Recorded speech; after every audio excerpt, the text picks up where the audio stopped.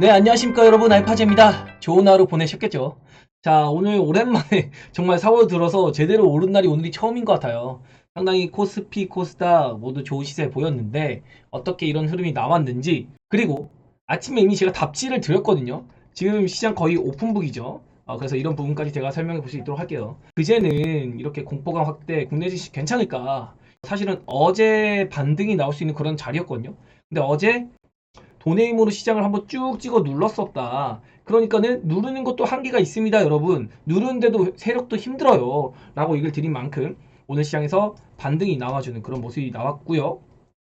지금 이건 꼭 하지 마세요. 뭐였죠? 바로 2차전지, 바이오 팔아가지고 중국 소비주나 로봇, 테마주 이런 거 하지 말라고 이야기를 어제 드렸잖아요. 중국 소비주가 조금 올라간다고 해서 따라 붙었다. 아니면은 반도체 따라가는 거 붙었다라고 했으면 오늘 땅을 치고 후회했겠죠. 물론 오늘 반도체가 지지력을 보였지만 어쨌든 2차전지 바이오보다 올라갔다라고 보긴 힘들었거든요.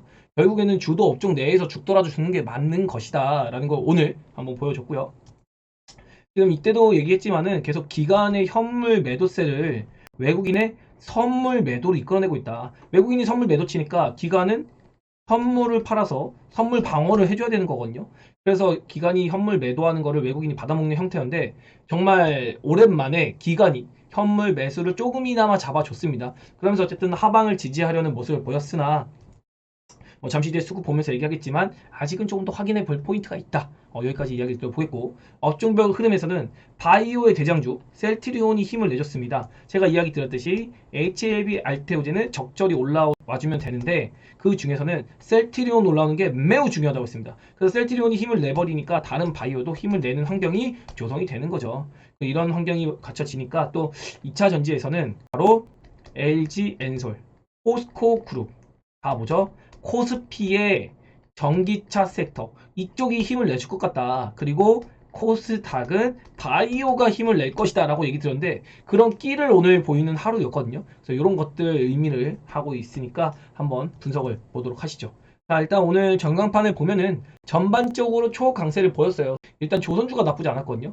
조선주가 미친 상승을 한번 보여줬고 이것도 바이든 대통령이 중국의 철강, 알루미늄, 원자재 제재가 나서면서 철강주가 아침엔 튀었는데 결국 그 수혜는 조선주로 향하더라. 그 조선주 나올 재료들도 몇 가지 있다 보니까 이렇게 강세를 보였고 전반적인 반등장이 열리고 있는 상태였다. 그러면서 어쨌든 중동 리스크도 완화가 되면서 환율, 유가 모두 잡혀버리니까 우리 시장도 반등의 포인트가 생길 수 있는 부분이었죠. 무엇보다 코스피에서는 뭐 금융주도 강세를 보였다면 보였을 수도 있는데 전기차 업종의 반등이 약간 도드라졌거든요. 그래서 LG 에너지솔루션, 삼성 SDI가 좋은 모습을 보였고 포스코 퓨처 M 그리고 포스코 홀딩스, 포스코 인터, 포스코 그룹주와 LG 그룹주가 상당히 전기차 업종에 신호탄을 쏴줄 것이다 라고 얘기 드릴 만큼 코스피의 전기차 섹터가 상당히 좋은 모습을 보이더라 라는 것을 오늘 보여줬고요. 뭐 오늘 하루를 판단할 건 아니고 조금 더 며칠 지켜봐야 될 것 같습니다. 점점 올라갈수록 업종의 순환매가 갈릴 거거든요. 처음 상승에는 당연히 다 같이 오르는 게 맞습니다. 주도 업종에 튀는 놈들이 나타나기 시작할 거예요. 그래서 이것도 오늘의 판단하기보단 조금 더 시간 두고 내일까지도 한번 지켜보자. 이렇게 얘기를 드려보고 있고 국제유가 조정받았고 이스라엘이 이란 공격 받은 이틀 뒤 보복 공격 감행하려다가 연기했다라면서 중동 리스크가 한번 꺾이는 그런 모습의 반등이 나온 거예요. 그리고 바이든의 중국 철강 관세 물리겠다 이런 얘기도 있었습니다. 그런데 어제 미국 시장만 본다고 하면은 상당히 부담스러웠어요. 뭐 다우는 보합이었지만 S&P, 나스닥 특히 나스닥이 장중에 꽤나 낙폭을 만들어 줬거든요. 그러면서 불안감을 만들긴 했으나 우리 장 열리기 전부터 제가 얘기 드린 게 있습니다. 미증시는 하락 마감했으나 나름의 반등을 기대해 볼 수 있는 시그널들이 노출되는 아침입니다. 미증시 이렇게 빠졌는데 바로 첫 마디에 상승 논할 수 있는 것은 그만큼 시장이 캐치를 잘 하고 있어야 되는 겁니다. 일단 주요 발언들로 본다고 하면은 뉴욕 연은 총재가 양적 긴축이 내년에 가능해질 것이라고 이야기했습니다. 근데 여기서 양적 긴축 내년에 하면은 금리 인하 너무 늦게 하는 거 아니야? 라고 생각을 할 수도 있어요. 왜냐면은 양적 긴축을 먼저 하고 그리고 나서 순서가 금리 인하거든요. 마치 금리 인상의 과정에서 테이퍼링 하고 그 다음에 금리 인상의 순서 이렇게 진행이 되니까요. 테이퍼링은 이제 양적 완화했던 거를 다시 축소하는 그런 의미거든요. 점점 쪼여 나간다 이런 건데 양적 긴축은 이 쪼여 나가고 있던 유동성 긴축 상황을 이제 점점 완화하겠다. 양적 긴축으로 쪼여오던 걸 좀 풀려고 이런 의미인데 그 다음에 이제 금리 인하가 이루어지는 게 통상 순서적으로 나와 있습니다. 그래서 우려감을 가질 수 있는데 중요한 건 뭐냐면 연준에서 양적 긴축에 대한 키워드를 가지고 지난 FOMC들에서는 이제 양적 긴축에 대한 논의를 한번 생각해 봐야 될 것 같아. 한다는 게 아니라 생각을 해봐야 될 것 같아. 언제쯤 논의할지 고민 중이야. 라는 메시지를 던졌으면 이제는 고민이 아니라 슬슬 논의를 할 것 같아. 이제 논의할 거야. 그러면 논의한다는 것 자체가 뭐죠? 금리 인상은 없다. 그리고 금리 인하에 대한 준비를 할 것이다 라는 걸 돌려서 얘기했다고 볼 수 있습니다. 다소 속도감은 낮을 수 있으나 금리 인하를 염두에 두고 있는 것이다 라는 게 더 큰 키워드로 다가올 수 있다는 거죠. 미국 시장에서는 반응을 안 했지만 우리 시장에서는 이게 사후 해석이 나타나기 시작하거든요. 이 해석이 뉴스로 나오면 이미 늦어요. 뉴스 나오기 전에 알고 있어야 된다는 거죠. 그래서 어쨌든 패드워치에서는 6월의 금리 인상이 경기 지표 때문에 1.3%가 나타나기도 했지만 이런 것 자체가 뭐죠? 여러분 위협감을 주는 정도다. 투자자들을. 실제로는 이거 별거 아닌데 이거 나타났다는 것만으로도 야 이거 금리 인상하는 거 아니야? 라는 생각을 하게 만드는 거거든요. 그러면서 머뭇머뭇거리게 하는 거예요. 머뭇머뭇거리는 동안 뭐죠? 증시 올려버린다. 그냥 멍 때리는 순간 딱 올려버리고 어떡하지? 아 비싸. 사야 돼 말아야 돼. 이렇게 급하게 만드는 거예요. 투자자들요. 그리고 UBS에선 채권 금리가 4% 이하가 될 거란 전망을 보였는데요. 4% 이하면 뭐죠? 지금까지 4% 이하로 갔을 땐 증시가 계속 우호적이었는데? 라는 생각을 해야 되는 거예요. 채권 수익률이 올라갈수록 안전자산에 대한 선호도가 높아지는 거거든요. 그럼 반대로 채권 수익률이 낮아질수록 뭐죠? 채권 시장에 대한 메리트가 떨어진다. 채권 시장에 대한 메리트가 떨어질수록 위험 자산인 증시에는 우호적인 수급이 들어올 것이다. 라는 것을 우회적으로 지금 표현하고 있다라고 볼 수 있습니다. 그래서 이러한 매체들의 발언과 그리고 정보들을 입수했을 때 시장 바닥 잡으려고 수 쓰고 있구나 라는 걸 빠르게 눈치채는 거예요. 그래서 이런 시그널들이 잡히고 있다. 이거 얘기 안 했으면 여러분은 미증시 빠졌는데 어떡하지? 우리 시장 열리자마자 죽는 거 아니야? 또 빠지는 거 아니야? 이런 생각 분명히 했을 거예요. 그리고 이미 어제 얘기 드린 거 뭐였죠? 내내 얘기 들었습니다. 이번 주에 5월에 발표할 CPI, 4월의 CPI겠죠? 지금 진행되고 있는 4월입니다. 이미 인플레가 잡히는 쪽으로 나올 것이라고 이야기 드리고 있다고요. 결국 5월의 경기 지표는요. 24년에 들어와서 스멀스멀 둔화되던 인플레 지표의 피크아웃의 기점이 될 한 달이 될 수 있다. 아직 단정 지을 수는 없지만요. 연준 위원들의 발언들을 보면 그 방향성이 차후 가늠될 것이다. 그래서 동트기 전이 가장 어두운 거다라고 얘기를 드리는데 이거 표 기억나실 겁니다. 지금 지난 가을에 하락이 나왔을 때 인플레 지표가 잘 잡히다가 이제 잡히던 게 둔화가 돼서 살짝 튀었죠. 그러니까 증시는 급락이 나왔습니다. 그리고 연말에는 다시 인플레 지표가 잡히다 보니까 증시는 올라가죠. 그리고 1, 2, 3월 달에 인플레 지표가 다시 올라가기 시작했어요. 그러니까 증시가 이러고 있는 겁니다. 그런데 4월 달에 인플레 지표를 보니까 급격하게 잡히는 모습들이 노출이 되고 있습니다. 약 1년 만에. 1년 만에 최대치로 빠르게 지표가 잡혀갈 것 같습니다. 그리고 증시에 상당히 우호적인 흐름을 이끌어낼 수 있거든요. 이걸 미리 알고 있어야 돼요. 찍어 먹어보면 늦습니다. 5월에 CPI 보고서 나는 투자해야지. 4월에 CPI 잡히는 거 4월 데이터 거 보고 할래. 이미 늦어요. 지금 4월이 진행되고 있는 상황을 보면서 잡히겠구나. 그리고 제가 유가가 내려갈 걸 알고 있었을까요? 제가 어떻게 합니까? 유가 내려가는 걸. 중동 리스크 완화될 거 어떻게 알아요? 근데 아는 게 있어요. 돈은 압니다. 돈은 알고 있어요. 돈의 방향으로 때려 맞추는 겁니다. 이건. 오픈북이에요. 이런 거를 잘 분석을 하면은 힌트를 많이 얻을 수 있다는 거. 환율이 지금 더 빠지긴 했는데 아침에도 1379원, 1400원까지 올라갔으면 1200원까지 내려간다고 가정했을 때 1300원에서 내려갈 룸보다 1400원에서 내려갈 룸이 더 크잖아요. 그럼 이게 환율이 잡혀갈수록 뭐죠? 증시 우호적인 환경으로 계속 자금이 들어올 수 있다. 유입될 수 있다라고 긍정적으로 볼 수 있는 겁니다. 그리고 또 하나, 오늘 아침에 제가 브리핑 쓰기 전에 이제 지표들을 막 확인하거든요. 특히 항상 확인하는 게 아침에 예탁금 그리고 신용잔고 요런 거 꼭 확인하는데요. 예탁금이 어제도 늘었고요. 오늘도 늘었습니다. 그러면서 어제부터 오늘 아침까지 예탁금이 늘어나고 있다. 그래서 제가 어제 반등도 한번 생각을 해봤는데 돈의 힘으로 찍어 누른 거거든요. 그런데 지금 돈의 힘으로 찍어 누르기에는 증시 우호적인 환경이 일단은 갖춰지고 있다.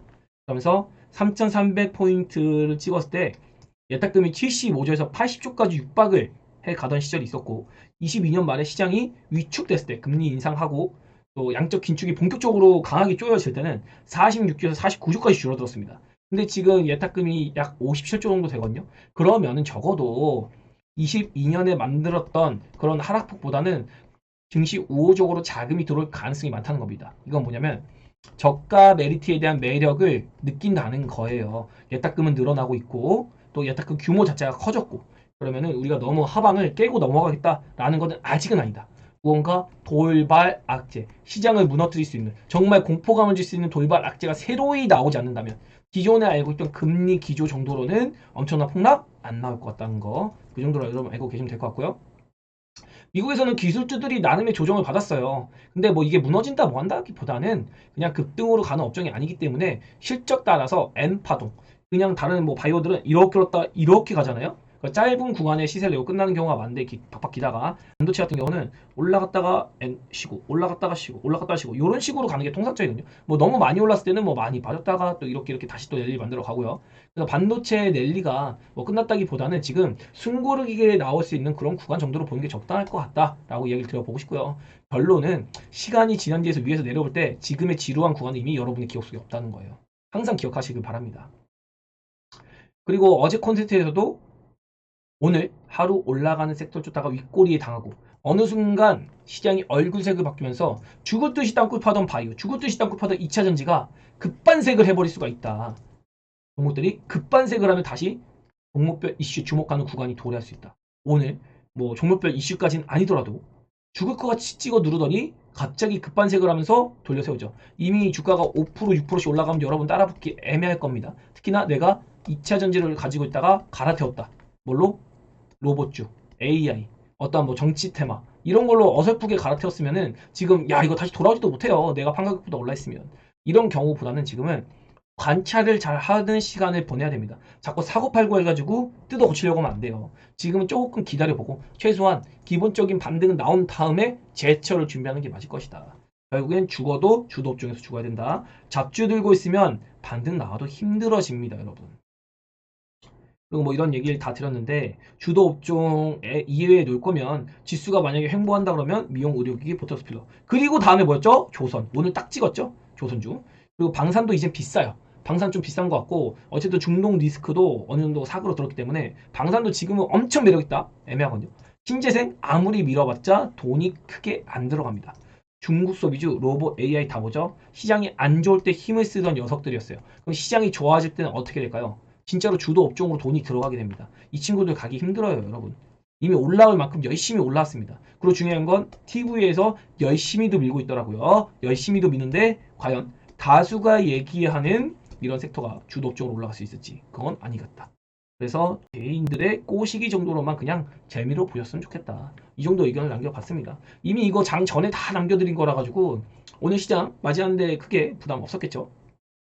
어제입니다. 어제 또 제 벼랑간 이런 얘기를 했죠. 에코프로피엔과 LG 엔솔의 실적에 대한 얘기를 했습니다. 결국에는 2분기 내에 2차 전지의 턴이 나올 것이다. 왜? LG 엔솔의 매출이 2분기에 줄어들고 3분기까지 줄어들지만 2분기부터 본격적으로 1분기 이후에 2분기부터 본격적으로 실적이 늘어나는 것이 포착이 되고 LG 엔솔 같은 경우는 3분기에 상장 이후 최대 매출, 상장 이후 최대 분기 실적, 상장 이후 최대 분기 이익. 주가가 안 갈까요? 성장 궤도로 돌아서는 겁니다. LG엔솔이 성장을 하다가 둔화가 됐다가 다시 가는 거거든요. 둔화는 이미 끝났어요. 그리고 여기서 바닥 찍고 돌리는 구간이고 이번 2분기가 여기입니다. 이게 4분기 23년 바닥 찍은 게 1분기 지금 2분기예요. 그러면은 이 고점 부근 여기를 돌파하는 시기가 24년 3분기인데 당연히 올라가지 않을까요? 지금 대놓고 얘기 드리는 겁니다. 물론 셀트리온도 마찬가지지만 LG 엔솔과 셀트리온을 힌트로 아 업종의 턴이 나오겠구나. 그럼 LG 엔솔도 직접 투자도 괜찮지만 우리는 개인 투자니까 LG 엔솔의 낙수를 받을 수 있는 2차 전지 업종을 보는 것도 상당히 매력이 있을 것입니다. 근데 삼성전자와 하이닉스의 개념을 보면은 삼성전자 하이닉스가 어떠한 반도체 종목보다도 나름의 상승세가 굉장히 좋거든요. 그런 관점으로 LG 엔솔 충분히 시장에서 종합지수 땡기기 위해서라도 이제는 적당히 올려놓은 삼성전자 하이닉스는 유지를 시키면서 시세를 LG 엔솔과 같은 시총이 높은 주식들을 빡빡빡 땡길 수 있습니다. LG 엔솔, 셀트리온, 삼성, 바이오, 로직스 이런 종목들 말이죠. 그리고 코스닥에서도 에코프로 BM이 일단은 코스피 이전을 추진하는데 에코프로 BM도 1분기에 적자폭 축소하고요. 2분기부터 회복합니다. 3분기부터 실적 본격적으로 나서기 시작해요. 그래서 지금 주가가 올라가려고 하니까 무슨 뉴스가 나오냐. K배터리 수출 감소 착시, 해외 현지 생산 판매 수 올라가고 있다니까요 지금요. 우리나라 시장이나 전기차가 어쩌고저쩌고 불편하다 뭐한다 이런 얘기하고 있는데 어쨌든 전기차 가시장이고요. 세계적으로 전기차 판매량은 늘어나고 있습니다. 그 성장 속도를 얘기하는데 중요한 건 성장을 하고 있다는 게 중요한 거예요.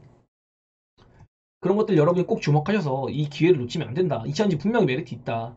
1분기 양극재 수출 회복세. 아니 안 된다며. 전기차 뭐 망할 것 같다며. 하이브리드가 대세라며. 네 맞습니다. 하이브리드가 대세는 맞아요. 이 구분을 꼭 하셔야 됩니다. 저보고 차를 구매하라고 하면 저는 하이브리드 차를 구경할 것 같아요. 근데 우리는 주식 투자자잖아요. 성장에 투자를 해야 되는 거 아닐까요? 뉴스로 찍어 먹어보는 결과값을 보는 게 아니라 앞으로 나올 미래의 뉴스를 우리가 생산해내는 겁니다. 그래서 투자는 전기차에 하는 겁니다. 이 논리를 꼭 이해를 하셔야 돼요.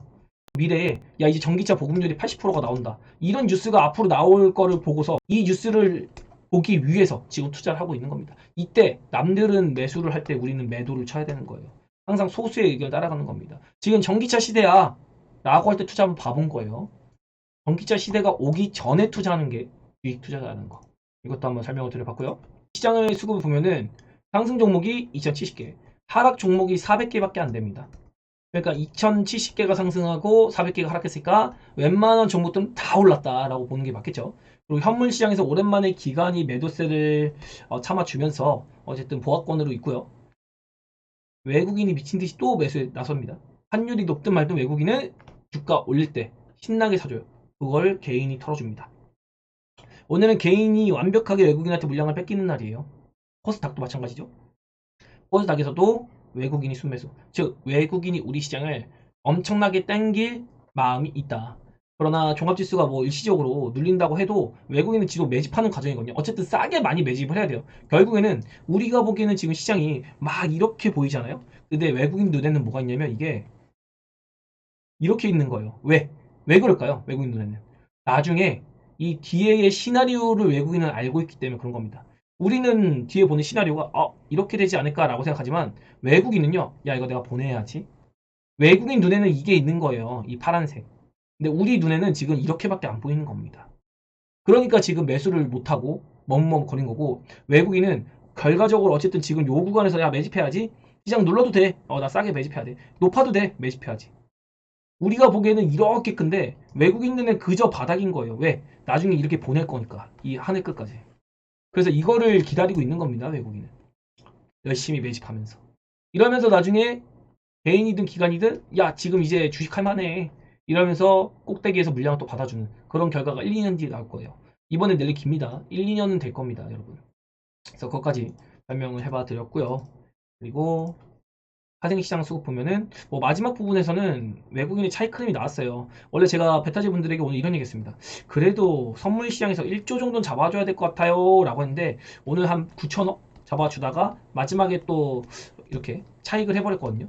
그러면서 마무리에는 한 6천억 정도로 마감을 했는데 아직은 뭐 반등이 조금 더 이어질 것 같지만 추세적으로 상승 전환했다고 보긴 조금 애매합니다. 상승 전환해가지고 계속 막 고가 뚫고 이렇게 간다기보다는 제가 어제 설명드렸듯이 빠진 상태에서 반등했다가 21선이 이렇게 내려오고 있는데 반등했다가 찌그덕거리고 21선을 깨면서 급락을 한번 만들 수 있어요. 이건 진짜 아플 것 같거든요. 요번에 요거 아플 것 같은데 이게 당장은 아니겠지만 5월 말이나 6월 이때 나올 가능성이 한 50% 정도는 되는 것 같다. 상당히 가능성이 높다. 그래서 요거까지만 맞으면은 아니면 피하던지 잘만 대응하면은 그 다음에 뭐죠? 최소한 올해 말까지는 미친 듯한 상승 기대해 볼 수 있다고. 어떤 경우도 지금 버티셔야 됩니다. 시장을 떠나서는 안 된다. 아침에 이렇게 콜 포지션 잡아주면서도 마지막에 그냥 청산해 버렸거든요. 근데 또 개인이 이렇게 콜을 붙어버렸어요. 파생 시장에서. 이런 거 보면 외국인이 또 괘씸죄를 적용시킬 수 있거든요. 물론 뭐 하방을 보는 풋 포지션도 있지만은 아무튼 뭐 이런 식으로 좀 흐름이 너무 막 상승 쪽으로 보기에는 아직은 좀 미흡한 부분이 있다. 그러나 반등도 이렇게 하루에 끝날 게 아니라 조금 더 기대는 해볼 요인이 상당히 많다. 정세적으로. 그래서 달러 인덱스가 빠졌고 달러 환율도 상당히 좀 진정이 되는 모습을 보이고 있습니다. 비트코인이 많이 빠졌는데 이게 아마 반감기에 대한 기대감, 재료 소멸이라고 볼 수 있겠죠. 과연 코인을 하는 사람들도 코인에 대한 투자들도 재료 소멸에 대한 걸 알지 모르겠습니다. 반감기에 대한 선반영이 이미 다 되었고 이제 재료 소멸로 다가오고 있는 거예요. 그래서 코인 시장이 조금 쉬어든다면 오히려 여기서 묶여있던 자금이 증시로 유입이 될 수 있다는 그런 긍정적인 시그널도 한번 설명을 드려보겠고요. 그리고 유가가 잡히네요. 국채 수익률도 4.6%까지 치솟았다가 나름대로 4.5%까지 잡히는 모습 보이면서 증시 우호적인 환경 계속 조성이 되고 있다. 다만 우리 증시에서는 미국 증시와 다르게 기술주가 나름 많이 밀렸는데 우리 증시는 버텼거든요. 근데 이게 조금 달라요. 우리 증시는 결국에 실적은 메모리 반도체가 이끌거든요. 랜드나 디램이 이끄는데 미국은 또 그건 아니잖아요. 지금 실적발로 엔비디아나 막 이런 애 올랐고 우리는 이걸로 엮여서 HBM 관련주들이 많이 올랐었는데 이제 우리나라 같은 경우는 어쨌든 메모리 디램이나 랜드가 실적이 찍히는 시즌입니다. 언제부터? 2분기부터. 반대로 1분기에 제가 설명을 조금 드린 게 있는데 뭐냐면 엔비디아나 AMD 이런 종목들이 중국 제재로 인한 5월 달에 성장 둔화세로 돌아설 수가 있다라고 보는 겁니다. 굳이 비교를 해드리면 엔비디아는 가다가 이렇게 가파르게 오르다가 성장세가 5월을 기점으로 이런 각도로 오를 것이다. 각도가 좀 다르죠. 이런 각도로 오르다가 이런 각도로 오르니까요. 근데 LG엔솔은 실적이 아무래도 올라가다가 박살이었다가 올라가는 거기 때문에 이 구간에 지금 고생을 하고 있는 거고 엔비디아는 여기서는 어쨌든 쿵 한번 할 수 있습니다. 그러나 성장은 이어진다. 조정세가 있기보다는 뭐 100개 팔던 거 이제 한 70개 팔 거야. 이런 식으로 나올 것 같다는 거죠. 이 얘기가 언제 나왔냐면 23년 11월에 4분기 가이던스를 제시할 때 내년 5월부터 조금 힘들 것 같아요. 그래서 24년 2월 16일인가 그렇죠. 이때 실적 발표를 했을 때 우리 좀 괜찮은데요? 괜찮아요. 근데 2분기 좀 지켜봐야 될 것 같습니다. 라고 했는데 시장에서는 엄청나게 실적이 너무 좋다. 컨센 이상이다. 가이던스 제시도 너무 높아. 이 정도면 충분해. 그러면서 막 엔비디아를 고점에서 16% 이상 상승시켰죠. 근데 이전에는 엔비디아가 이 컨퍼런스 콜 하기 전에 엔비디아도 올라가다 한번 눌렸었거든요. 그러다가 실적이 너무 좋아가지고 빵 갭 뜨고서 계속 가고 있는 거잖아요. 근데 여기서 왜 빠졌었냐면은 둔화 때문에 그래요. 2분기에 둔화 우려감. 그럼 지금 2분기잖아요. 엔비디아도 이 다시 컨퍼런스 콜 하기 전처럼 2분기에 대한 둔화 우려감이 부각이 될 구간이 지금 다다르고 있다. 이것도 여러분이 알고 계셔야 될 투자 포인트라는 거. 그래서 반도체가 특히나 HBM 관련주 상당히 우리가 좀 조심해서 봐야 될 포인트다. 물론 HBM 같은 경우는 내년이나 내후년까지 계속 성장하는 건 맞는데 지금 그거에 비해서 주가가 많이 도망가 있잖아요. 이 주가가 괴리를 맞추는 작업이 단기간에 한번 일어날 수 있다는 것까지 설명을 드려볼 수 있도록 하겠습니다. 자, 그럼 종합지수 얘기를 먼저 해봐야 될 텐데요. 오늘 제가 기대했던 건 사실 2618포인트 요 위로만 올렸으면 좋겠다라는 생각을 했어요. 근데 여기서 나름대로 아침에 저항에 좀 걸리긴 했거든요. 툭툭 걸리는 모습을 보였어요. 그러나 이내 뚫고 계속 올라가줬습니다. 정말 다행이라고 생각을 했고 지금 나름대로 저항선 잘 뚫어가지고 이제 5일선까지도 압박하고 있고 어디까지 반등이 나올지 모르겠어요. 그러나 제가 보는 거는 여기 2700 구간에 21선 위에까지는 한번 올라타지 않을까. 그리고 나서 21선만 깨지 않으면 조금 더 홀딩하고 21선을 깨는 하락이 나온다라고 할 때 그땐 도망쳐야 될 것 같아요. 조금 현금을 마련하거나 아니면 해치 종목을 세팅해야 될 것 같습니다. 왜냐면 이번에 빠질 때 여기까지 빠질 수 있거든요. 2490포인트. 2490포인트까지는 우리가 조금 생각을 해봐야 될 부분이 있어서 그거까지 한번 설명드릴게요.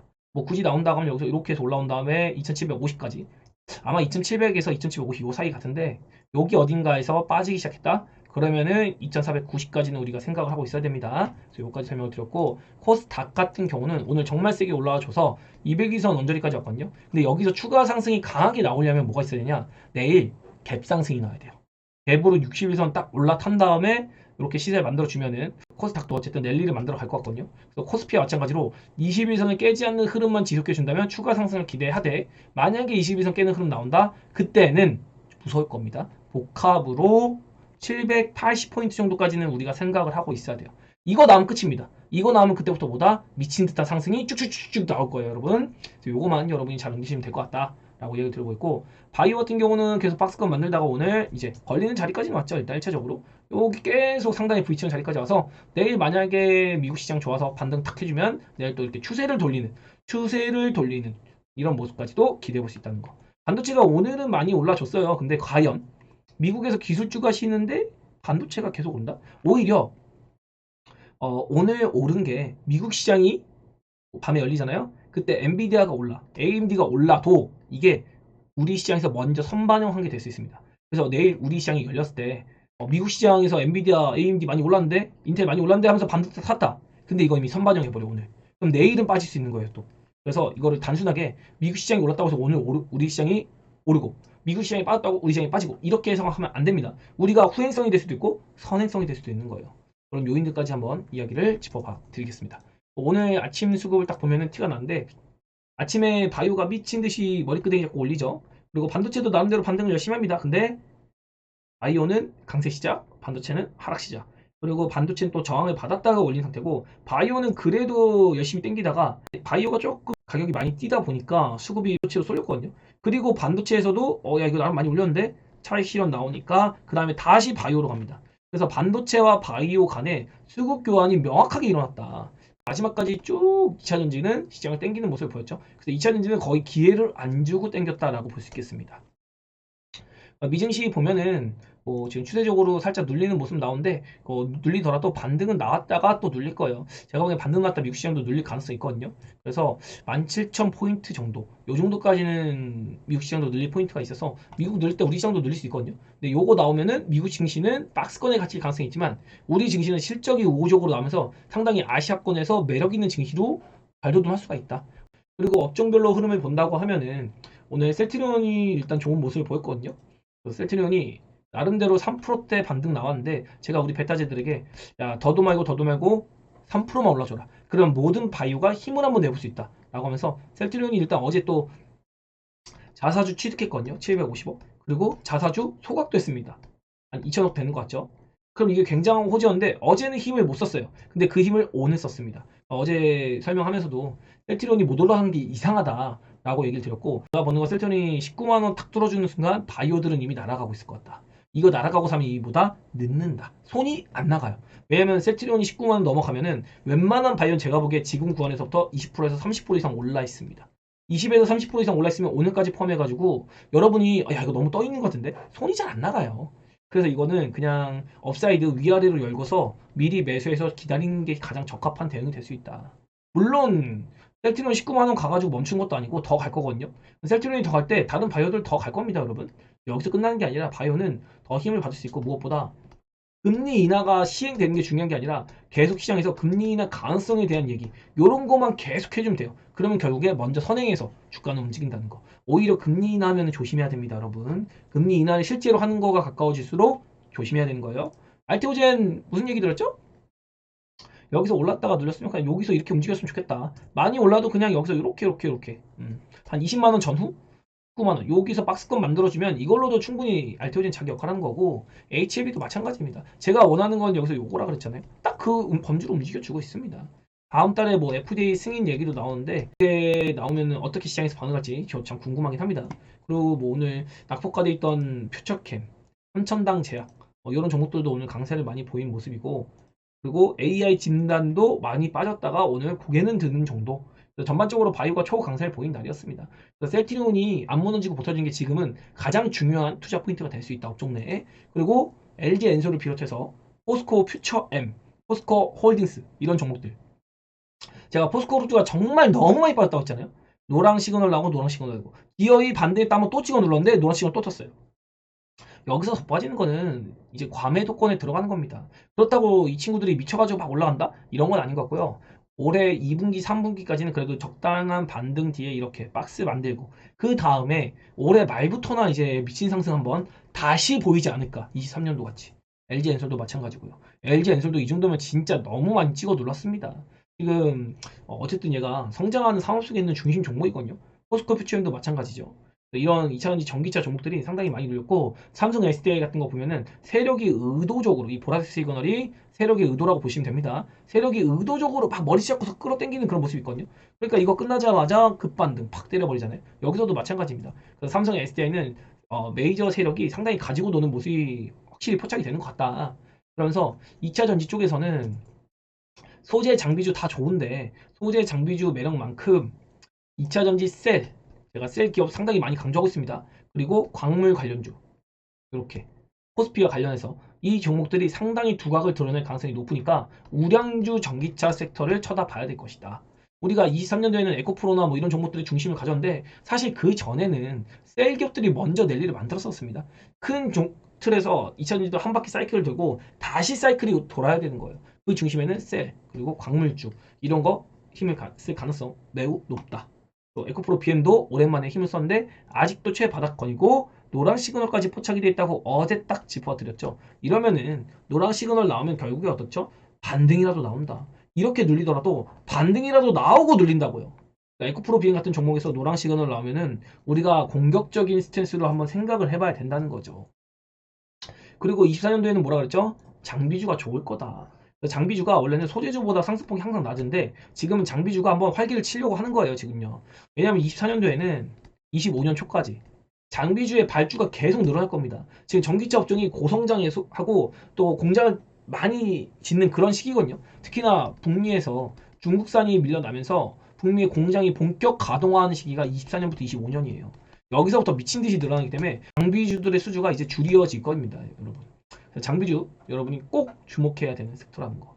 여러분의 인식 속에는 야 소재가 더 좋지, 무조건 장비보단 소재야라는 생각 가지고 있는데 올해만큼은 장비가 소재에 지지는 않을 것이다. 뭐 내년이나 내후년 되면 당연히 장기적으로 보면 소재가 좋겠죠. 근데 올해 한 해에 대해서 내년까지는 장비주 절대 부족하지 않을 것 같다 라는 얘기까지 한번 곁들여 해보겠고요. 원전도 뭐 모멘텀이 있었는데 뭐 지속성이 있다라고 보기 좀 애매하고요. 바이든이 태양광 얘기하면서 이렇게 태양광 종목들도 살짝 움직인 정도고, 반도체도 오늘 나쁘지 않았죠. 뭐 PSK 홀딩스, STI 막 미친듯이 올라갑니다. 어디까지 갈지 모르겠지만 뭐 에이징랜드도 TSMC 실적 발표가 오늘 있는데 그런 거 기대감 이런 걸로 오르고 있습니다. 그러나 미국에서 기술주들이 쉬는 모습을 보이면 계속 상승을 지속한다?